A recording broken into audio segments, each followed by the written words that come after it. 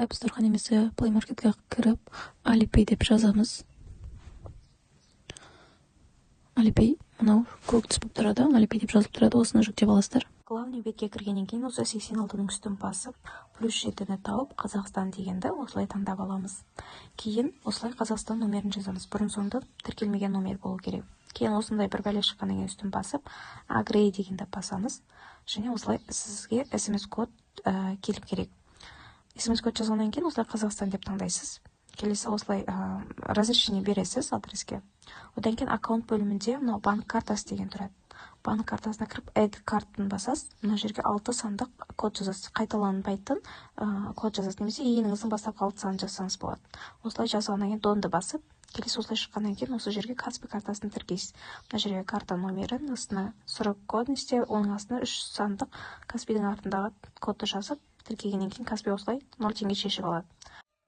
Осылай Alipay'дан главный бетіне дон батырмасын басып, главный бетке өтеміз. Міне сабақ дайын. Келесі паспорт тіркеу сабағы болады. Alipay парақшамызға енді загранпаспортымызды тіркейміз. Ол үшін біз мына жерде настройка бөліміне кіреміз. Account and security деп тұрғанға басамыз. Одан кейін міне қызыл нүкте болып жанып тұрған осының үстін басамыз. Осыған кіргеннен кейін все осылай загрузкадан кейін міне осылай шығады. Және осының бәрін толтырамыз. Яғни Қазақстан паспортыдан кейін мына жерде паспортымызды фотоға түсіреміз де, и дальше мына жақтың бәрін паспортымыздағы не жазылған болып тұрса, соның бәрімен жазып шығамыз паспортты. Осылай егер галереяңыз болса, галереяңызбен, болмаса бүйтіп паспортыңызды қолыңызда ұстап тұрып скан жасайсыз. Міне біз осылай скан жасағаннан кейін сіздің бүкіл данныйыңыз осылай өзі автоматом шығады. И осы көк батырманы басасыз, submit дегенді басасыз. Дальше осылай шығады. Загранпаспортта сіз өзіңіздікін тіркеңіз, басқа біреудікі болмайды. Міндетті түрде өзіңіздікі болу керек.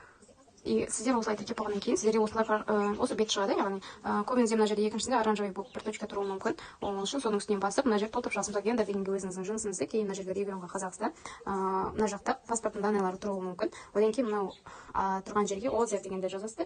Келесі адрес дегенге өзіңіздің қалаңызды жазасыз. Болды. Сонымен бізде паспортымыз, загранпаспортымыз, яғни толығымен тіркелді деген сөз болады. Alipay'де тілі ағылшын тілінде тұрады осылай. Өздеріңізге орыс тілі түсінікті болатын болса, егер орыс тіліне ауыстырып алсаңыздар болады. Ол үшін жоғарыда настройка белгісін басып, осы жерде мына генерал деген үстін басасыз. Міне бірінші тұрғанға басасыз. Осының үстін басқаннан кейін мына жерде міне русский дегенді таңдап алсаңыздар, орыс тіліне аударылады настройкасының бірі. Сосын настройкасын жасауға ыңғайлы болады. Alipay сайтына толық обзор жасап өтейін. Бұл сайт жалпы Қытайдың біздің Қазақстандағы Каспи сияқты бір приложениесі деуге болады. Бұл жерде таксиге төлей аласыз, магазиндарға төлей аласыз, хостелға, немесе билет тағы басқа көптеген төлеу мүмкіндіктері бар. Енді біз Қазақстанда отырып, бұл сайтпен прямо Қытайдан заттар сатып алу үшін біз бірінші бұл Alipay'іміздің ішін балансқа толтыруымыз керек. Ол үшін бізге өзіміз толтыру үшін кішкене қиындау, біраз настройкаларын жасап дұрыс толтыра білуіміз керек. Загранпаспорт бәрі орында болу керек. Барлық настройкасы дұрыс болғаннан кейін ғана біз өзіміз толтыра аламыз. Ол кішкене қиындау болады. Бірінші толық сайттарды үйреніп алып, одан кейін көбірек заказ беріп бастаған кезде өзіңіз соны үйреніп алсаңыз болады. Ал қазір сенімді осы именно Alipay'ді толтырумен айналысатын адамдарға толтыртамыз. Олар Alipay'ді 61-62 юаннан сатып алып, бізге 63-64 юаннан сатады, яғни өздері 2-3 юан пайда көреді. Одан қорықпай қойыңыздар. Негізі былайынан басқа сайттарын сатып алған кезде 3% ұстап алады, иә. Ал Alipay'ді солай бір толтырып алсаңыздар, Alipay'де ешқандай процент ұстамайды. Сосын Alipay арқылы WeChat-тан, Taobao-дан 16-8 сайттарынан тапсырыс бергенде төлей бересіздер. Негізі WeChat-та процент ұстамайды дейді, бірақ 200 юанға дейін ұстайды. Одан кейін WeChat-тың өзінің белгілі бір суммаға дейін лимиттары болады Қытай сайттарынан алған кезде. Сондықтан Alipay'ді баланс толтыру үшін, егер біреуге толтыртамын десеңіз, бірінші толықтай Alipay'ді тіркеп аламыз. Одан кейін загранпаспортқа тіркеп аламыз. Мына жерде баланс дегенді басып, мына жерде егер де сіздер осылай шығып тұратын болса, мынау Қытайша 3 жазып тұр ғой, соның үстін басасыз. Сол кезде сізді осылай жібереді. Осы жерде сіз бірінші тұрған, яғни загрузка паспорта дегенді басасыз. Осыны басқаннан кейін мен сіздерге айтып қойып, загранпаспорт өз аттарыңызда болу керек деп. Немесе загранпаспортта келген адам сіздің қасыңызда отыру керек. Яғни мына жерде сіздің бетіңізді, түріңізді көреді. Енді осы немедленная проверка дегенді басып, түріңізді осы домалақшаның ішіне қоясыз. Яғни өздерің айтқан тапсырмаларын орындайсыз.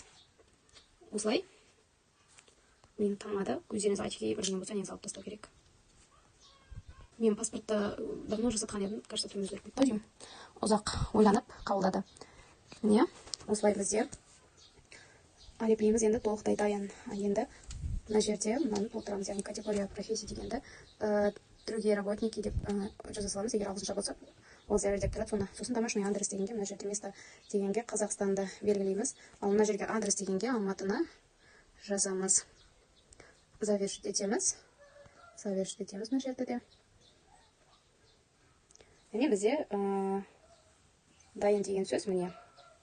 Енді біз біреуге өзіміздің алипейіміздің QR-ын жіберуіміз керек, яғни біздің алипейімізді юанмен толтырып беретін адамға. Ол үшін мына жерде получить деньги деген үстін басамыз, яғни сізде осындай QR шығады. Осыны скрин жасап, керек адамдарыңызға жібересіздер. Сосын олар сізге қанша сума керек екенін осы жерге жазып жіберетін болады. Яғни сол жерге жазып, мысалға маған 1000 юан деп жазсаңыздар, міне осылай тұрады. Кейін ол адамға осы QR-ды жібересіз, ол сізге толтырады. Ал толғанын сіз мына жерде баланс бөліміне кіру арқылы көріп отырасыздар. Мына жерде балансты сізге шығарып беріп отыратын болады.